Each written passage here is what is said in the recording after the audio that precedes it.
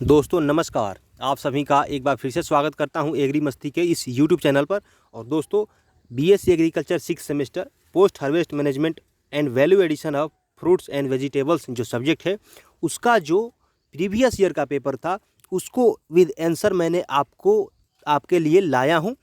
तो मैं आप लोगों से रिक्वेस्ट करूंगा, सबसे पहले बता दूं कि इस वीडियो में आपको टोटल 60 प्रश्न बताए जाएंगे जो कि प्रीवियस ईयर क्वेश्चंस का सभी क्वेश्चंस हैं।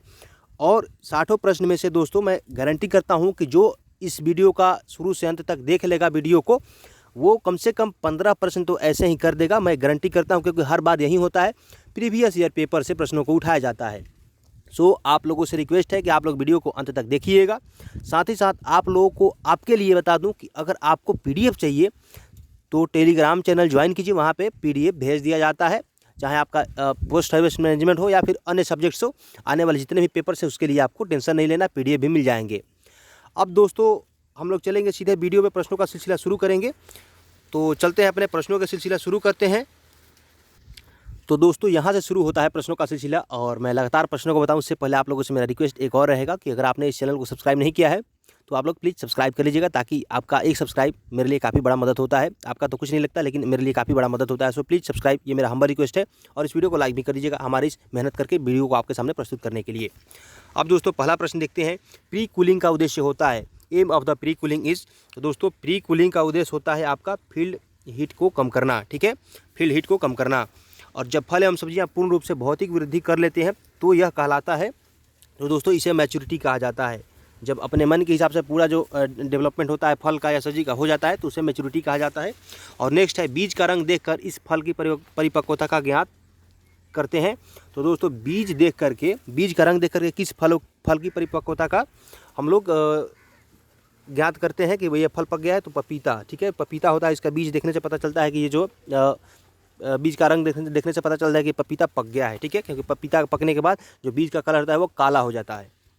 और नेक्स्ट है, नॉन क्लाइमेट्रिक फल का उदाहरण है। दोस्तों ये प्रश्न आपका पीछे नहीं छोड़ेगा, इस प्रश्न को 100% पूछा जाएगा।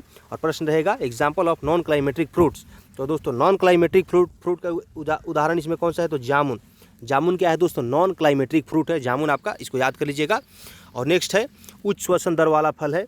तो दोस्तों उच्च श्वसन दर वाला फल इनमें से कौन सा है, तो केला जो है ये उच्च श्वसन दर वाला फल होता है। और दोस्तों नेक्स्ट देख लेते हैं, इथाइलिन शोषक का कार्य करता है। दोस्तों इथाइलिन शोषक का कार्य कौन करता है, तो आपका KMNO4 करता है। इथाइलिन शोषक का काम KMNO4 करता है।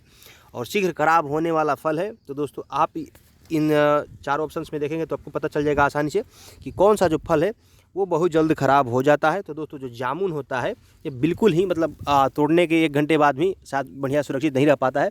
सो जामुन को देखा जाए इस ऑप्शंस में तो बहुत ज़्यादा जल्दी ख़राब हो जाता है। और नेक्स्ट है, पादप हार्मोन जो रीग्रीनिंग उत्पन्न करता है क्या कहलाता है। तो दोस्तों इनमें से कौन सा जो हार्मोन है, पादप हार्मोन है, जो कि रीग्रीनिंग करता है, यानी दोबारा से हरा कर देता है फलों को या पौधों को। तो दोस्तों ये जो होता है आपका जिबरेलिन हार्मोन होता है, ठीक है, जिबरेलिन हार्मोन को भी हम लोग रीग्रीनिंग हार्मोन कह सकते हैं। और नेक्स्ट है, इनमें सभी सूक्ष्म जीव मर जाते हैं। दोस्तों इसमें किसमें सभी सूक्ष्म जीव मर जाते हैं, तो स्टेरिलाइजेशन का जो क्रिया होता है इसमें आपके लाभदायक या आपके हानिकारक दोनों तरह के जो होते हैं सूक्ष्म जीव, माइक्रो ऑर्गेनिज्म, ये मर जाते हैं। और नेक्स्ट देखते हैं, कृत्रिम रूप से फल एवं सब्जियों की ऊपरी सतह पर मोम लेपन कहलाता है। तो दोस्तों कृत्रिम रूप से जो सब्जियों एवं फल पे मोम लगाया जाता है तो उसको दोस्तों वैक्सिंग कहा जाता है, ठीक है, वैक्सिंग कहा जाता है। और देख लीजिएगा आगे, और फल सब्जी की साफ़ सफाई कहलाती है दोस्तों। तो फल एवं सब्जियों की जो साफ़ सफाई होती है, तो फल सब्जी को साफ़ सफाई को एसेप्सिस कहा जाता है, ठीक है, asepsis, cleaning and washing of the fruits and vegetables is known as asepsis, ठीक है। और दोस्तों मैं आपको बता दूं कि अगर अभी तक हमें इंस्टाग्राम पे फॉलो नहीं किया तो फॉलो वहाँ भी कर लीजिएगा, क्योंकि आपका कोई भी सवाल हो उसका उत्तर मैं दे दूंगा, ठीक है। तो इंस्टाग्राम पे भी फॉलो कर ही लीजिएगा। और पीडीएफ लेने के लिए तो टेलीग्राम चैनल आपको ज्वाइन करना ही होगा, तभी आपको फ़ायदा मिल पाएगा, वरना आप ऐसे ही मिस कर देंगे इस ऑफ़र को। और नेक्स्ट देख लेते हैं, कार्बोनिकृत पेय पदार्थ का उदाहरण है। तो दोस्तों कार्बोनाइज्ड जो है इसमें से कौन सा है पेय पदार्थ, एग्जाम्पल ऑफ कार्बोनाइज्ड बेवरेज। तो दोस्तों आप इसमें देखेंगे तो आपको पता चलेगा, आपका जो पेप्सी होता है, पेप्सी कोला, ये क्या है, ये कार्बोनिकृत पेय पदार्थ होता है। चाहे पेप्सी हो गया आपका, चाहे आपका स्प्राइट हो गया, यानी आप मान करके चलिए द कोका कोला कंपनी हो गया, माउंटेन ड्यू, ये सब क्या होते हैं आपका कार्बोनाइज्ड वाटर होते हैं, ठीक है। और नेक्स्ट है किण्वन द्वारा प्राप्त पेय पदार्थ है। तो दोस्तों किण्वन द्वारा प्राप्त पेय पदार्थ इनमें से कौन सा है? तो दोस्तों इनमें से जो आपका डी है ऑप्शन, यानी साइडर जो होता है ये आपका किण्वन से प्राप्त किया जाता है। और नेक्स्ट है खमीर इस हेतु जिम्मेदार होता है। तो खमीर किसके लिए जिम्मेदार होता है? तो दोस्तों जो खमीर होता है आपका फर्मेंटेशन के लिए जिम्मेदार होता है। किसके लिए? फर्मेंटेशन के लिए। और नेक्स्ट है मुरब्बा बनाने हेतु सर्वाधिक उपयुक्त फल। दोस्तों इस प्रश्न को 500% गारंटी करता हूँ कि प्रश्न पूछा जाएगा। और प्रश्न रहेगा मुरब्बा बनाने हेतु सर्वाधिक उपयुक्त फल कौन सा है? तो दोस्तों मुरब्बा बनाने के लिए जो आंवला होता है वो सबसे उत्तम फल होता है, ठीक है। तो मुरब्बा और आंवला इसको दोनों याद कर लीजिएगा इसको।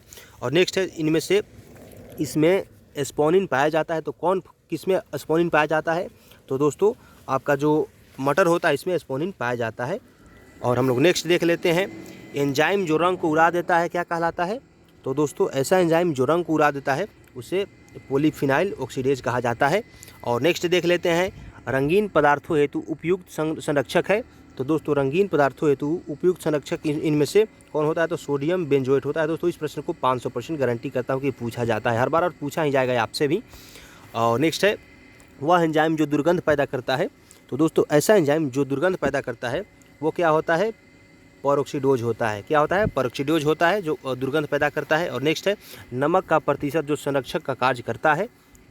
तो दोस्तों नमक का कितना प्रतिशत मात्रा जो होता है वो संरक्षक का काम करता है। तो दोस्तों इसका आपका हो जाएगा ऑप्शन सी, यानी 15% जो नमक होता है ये संरक्षक का काम करता है। और इसे ज़्यादा हो जाएगा तो ख़राब कर देगा आपका कोई भी खाद्य पदार्थ हो। और नेक्स्ट देख लेते हैं इसमें फेनी बनाई जाती है। तो दोस्तों किस में फेनी बनाई जाती, मैंने एक ऊपर प्रश्न को छोड़ दिया, सिरका में पाया जाता है। तो दोस्तों सिरका में क्या पाया जाता है? तो सिरका में जो कौन सा एसिड होता है, यहाँ पे एसिड पूछा जा रहा है। तो सिरका में जो एसिटिक एसिड होता है सबको पता ही होगा, तो नहीं पता है तो जान लीजिए सिरका में एसिडिक एसिड पाया जाता है और इसमें फेनी बनाई जाती है। इनसे फेनी बनाई जाती है। तो आपके सामने 4 ऑप्शन है जैसे आम, सेब, काजू, आंवला। तो किससे फेनी बनाई जाती है? तो दोस्तों आपका जो काजू होता है इससे फेनी बनाई जाती है, ठीक है, काजू से फेनी बनाई जाती है। और अगला है एग्जॉस्टिंग का मुख्य उद्देश्य होता है। तो दोस्तों एग्जॉस्टिंग का मुख्य उद्देश्य क्या होता है? तो आपका एग्जॉस्टिंग का मुख्य उद्देश्य होता है हवा निकालना, हाँ हवा को निकाल देना। और नेक्स्ट है जैम का संरक्षण इसके द्वारा होता है। तो दोस्तों आपको पता है जो जैम होता है उसको संरक्षण के लिए हम लोग चीनी का प्रयोग करते हैं, ठीक है। और नेक्स्ट देख लेते हैं, नेक्स्ट है आपका फल एवं सब्जियों को धूप में सुखाना कहलाता है। तो दोस्तों फल एवं सब्जियों को जो धूप में सुखाया जाता है तो उसको ड्राइंग कहा जाता है, ठीक है। क्या कहा जाता है? ड्राइंग। और नेक्स्ट है जैम बनाने हेतु उपयुक्त है। तो दोस्तों जैम बनाने हेतु उपयुक्त फल कौन सा है? तो यहाँ पे आपको देखने को मिलेगा जो गुद्देदार फल होते हैं यानी पल्पी फ्रूट, इससे क्या होता है वो अच्छे क्वालिटी के जैम बनाए जाते हैं। और नेक्स्ट देखते हैं दोस्तों, नेक्स्ट है जेली मीटर का प्रयोग इसे ज्ञात करने हेतु होता है। दोस्तों इस प्रश्न को 500% गारंटी है कि प्रश्न पूछा जाएगा। और प्रश्न रहेगा आप जेली मीटर का प्रयोग इससे ज्ञात करने हेतु होता है। तो दोस्तों जेली मीटर से क्या ज्ञात किया जाता है? तो पेक्टिन ग्रेड ज्ञात किया जाता है, ठीक है। पेक्टिन की मात्रा मापा जाता है किससे? जेली मीटर के द्वारा। और नेक्स्ट है जेली बनाने हेतु उपयुक्त फल। तो दोस्तों जैम आंवला बनाने के लिए तो मैंने आपको बताया, सॉरी आंवला मुरब्बा बनाने के लिए तो आंवला होता है सबसे उपयुक्त फल। और वहीं जेली का बात किया है तो जेली बनाने के लिए कौन सा फल सर्वाधिक उपयुक्त होता है? तो जेली के लिए जो होता है आपका अब ऑप्शन सी वाला जो है वो यानी कैथा नामक जो फल होता है इससे सबसे उत्तम क्वालिटी की जेली बनाई जाती है। और नेक्स्ट है आंवला में इसकी अधिकता होती है। तो दोस्तों आंवला में किसकी अधिकता होती है? तो आपका जो आंवला होता है उसमें फिनॉल एवं विटामिन सी की अधिकता होती है। और नेक्स्ट है इस वीडियो सीरीज़ का आधा पार्ट यहाँ पे ख़त्म हो रहा है, यानी 30वां प्रश्न है और आगे आपको 30 प्रश्न इसी वीडियो में देखने को मिलेगा। तो बिल्कुल बोर मत होइए, वीडियो थोड़ा लंबा होगा लेकिन आप लोगों के लिए काफ़ी हेल्पफुल भी होगा। और ये 30वां प्रश्न है अस्थायी परिरक्षण की विधि का उदाहरण है। तो दोस्तों अस्थायी परिरक्षण का विधि का उदाहरण कौन सा है? तो आपका ऑप्शन सी यानी स्टेरिलाइजेशन। स्टेरिलाइजेशन में क्या होता है? लाभदायक हानिकारक सभी प्रकार के जो माइक्रो ऑर्गेनिज्म होते हैं मर जाते हैं, जिससे आपका कोई भी आप खाद्य पदार्थ या पेय पदार्थ को संरक्षित करते हैं, परिरक्षित करते हैं तो वो आपका ख़राब नहीं होता है, क्योंकि उसमें बिल्कुल किसी तरह का जीवाणु नहीं पाया जाता है और किसी तरह का बैक्टीरिया वगैरह और वायरस वगैरह नहीं पाया जाता है, क्योंकि सभी को मार दिया जाता है स्टेरिलाइजेशन के द्वारा। और नेक्स्ट है डिब्बाबंदी के जनक है। दोस्तों इस प्रश्न को याद कर लीजिएगा, इसको 500% पूछा जाएगा, ठीक है। और प्रश्न रहेगा फादर ऑफ कैनिंग। तो डिब्बाबंदी के पिता कौन है? तो दोस्तों डिब्बाबंदी के पापा आपका निकोलस एपर्ट हैं। कौन, निकोलस एपर्ट नाम का जो वैज्ञानिक है, ये डिबाबंदी के पापा हैं। और नेक्स्ट है FPO का शुरुआत हुआ, ठीक है, FPO का शुरुआत कब हुआ? तो दोस्तों FPO जो है इसका शुरुआत आपका 1955 में हुआ था, ठीक है, 1995 में। और नेक्स्ट है फल एवं सब्जी हेतु फ्रीजिंग तापमान होता है। दोस्तों इस प्रश्न को भी 500% गारंटी करता हूँ कि आपसे पूछा जाएगा, ठीक है। और जो भी प्रश्न को मैं आपको बता रहा हूँ ये VVI है, इसको पूछा जाएगा, तो इसको इस पर थोड़ा क्या करना है, आपको विशेष ध्यान देना है। और प्रश्न है फल एवं सब्जी हेतु फ्रीजिंग तापमान कितना होता है? तो दोस्तों फल एवं सब्जी हेतु इसको याद कर लीजिए फिर से, 0 से लेकर के, सॉरी यहाँ पे मैंने आपको कुछ गलत बता रहा है, लेकिन यहाँ पे फिर से आपको बता दें, 33 नंबर प्रश्न है, इसका आपका राइट आंसर हो जाएगा ऑप्शन B, यानी 0 से लेकर 5 डिग्री सेंटीग्रेड, ठीक है। और नेक्स्ट है दोस्तों, इस यंत्र से TSS ज्ञात किया जाता है। तो दोस्तों TSS का बात करें, टोटल सोल्यूबल सॉलिड, तो किसके द्वारा मापा जाता है? तो दोस्तों जो आपका TSS का मापने वाला यंत्र होता है उसे रिफ्रैक्टोमीटर कहा जाता है, ठीक है। और नेक्स्ट देखते हैं, नेक्स्ट है RTS में जूस का प्रतिशत होता है। तो दोस्तों RTS में जूस का कितना प्रतिशत होता है? तो ये जो होता है आपका 10% होता है, ठीक है, 10%। और नेक्स्ट है अचार का संरक्षण होता है। तो दोस्तों अचार का संरक्षण किसके द्वारा होता है? तो जो अचार होता है इसका संरक्षण उपयुक्त सभी से होता है, यानी नमक से, सिरका से, तेल से, इन सभी चीज़ों को मिलाने से क्या होता है, अचार लंबे समय तक सुरक्षित रहता है और काफ़ी स्वादिष्ट भी लगता है। फल संरक्षण एवं डिब्बाबंदी संस्थान स्थित है। तो फल संरक्षण एवं डिब्बाबंदी fruit preservation and canning institute is located at, तो दोस्तों ये जो है ये आपका लखनऊ में स्थित है, ठीक है। और नेक्स्ट देखते हैं, सब्जियों को प्रोसेसिंग तापमान होता है। तो सब्जियों का प्रोसेसिंग तापमान कितना होता है? तो ये दोस्तों आपका होता है 115 डिग्री सेंटीग्रेड, ठीक है।